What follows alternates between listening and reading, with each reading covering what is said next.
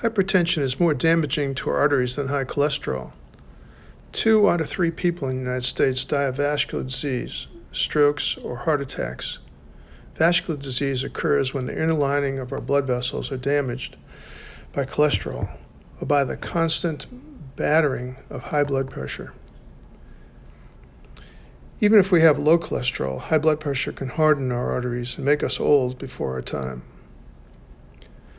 The width of the walls of our small arteries in our brain is equal to only a pencil line, which makes these arteries very susceptible to even small changes and increases in our blood pressure.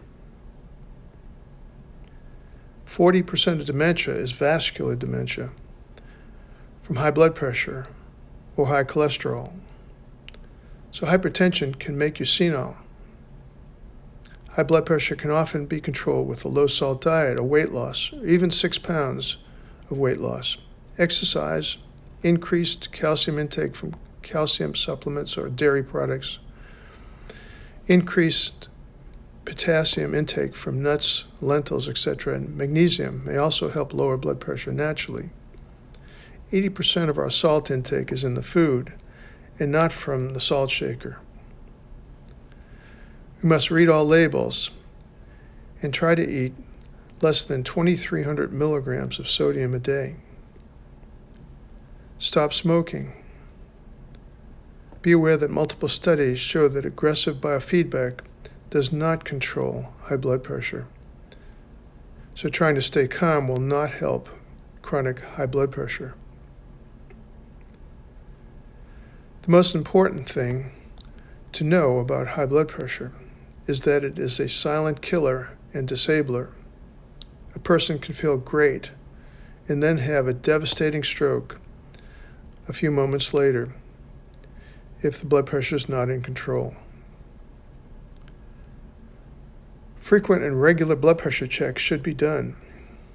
You can take your blood pressure in your doctor's office, but he cannot follow your blood pressure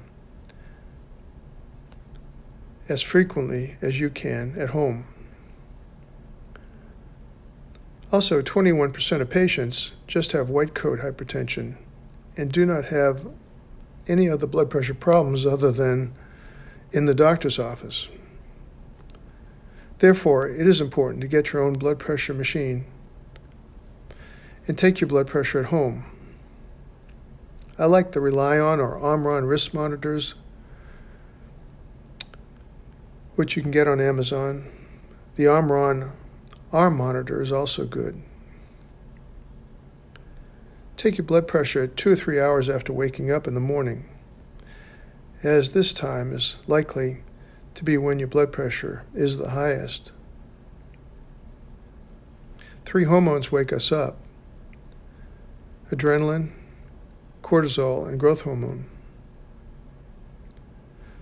Some people, however, have higher blood pressures in the afternoon or evening. So find out when your blood pressure is the highest and check it mostly at that time. Be aware that blood pressure medicine is 1,000 times safer than having high blood pressure.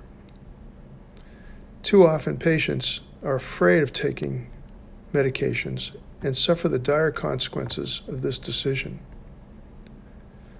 One should never raise or lower or stop your blood pressure medicine without talking to your doctor. Take your medicine as prescribed. Report any troublesome side effects to your doctor. Sometimes patients do not feel quite right when the blood pressure medications are first taken. If my normal blood pressure was lowered a bit, I would feel the same way until my body accommodated to the new blood pressure. We always try to find out why you have high blood pressure. 95% of blood pressure, however, is essential hypertension, and a cause is not usually found.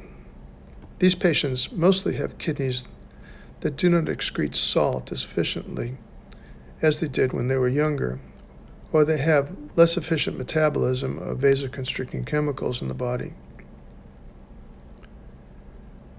Occasionally, we find that high blood pressure occurs from narrowing of the artery that supplies the kidney. This is called renal artery stenosis.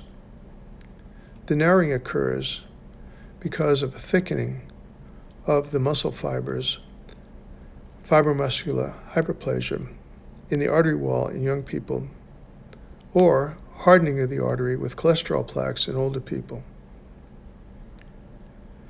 You may get some tests to find out why you have high blood pressure. This may involve 24-hour urine collections, kidney scans, and blood work. The adrenal glands sit on top of the kidneys and can cause high blood pressure several different ways. By either excreting cortisol, and this is called Cushing's syndrome, or adrenaline, like hormones, and this is called pheochromocytoma. Pheochromocytoma can cause flushing and racing of the heart. The adrenal gland also can secrete mineralocorticoids. This is called Conn's syndrome, which causes the body to retain sodium and lose potassium. Also, hyperparathyroidism can cause hypertension by raising your calcium levels. The parathyroid hormone comes from 4 small glands that sit behind your thyroid gland and your neck. Excessive quantities of salt, alcohol, and caffeine, and even small amounts of nicotine can raise blood pressure. And some people are exquisitely sensitive to caffeine. Obesity, however, is the most common cause of hypertension. According to our latest guidelines from the Joint National Commission, we say that blood pressure should be 115/75, and the risk of stroke and vascular disease doubles for every 20 points over the top number and every 10 points over the bottom number. However, if you are 80 years old, we allow the blood pressure to be 130 to 140 systolic. In our patients in their 90s, we find that some need blood pressures 150 to 160 systolic, or they faint. There is a sweet spot for blood pressure for older patients. Diuretics, ACE inhibitors, angiotensin receptor blockers, or ARBs, calcium channel blockers, alpha agonists, beta blockers, and vasodilators are used for blood pressure control. Each of these are chosen sometimes to simultaneously help other medical conditions.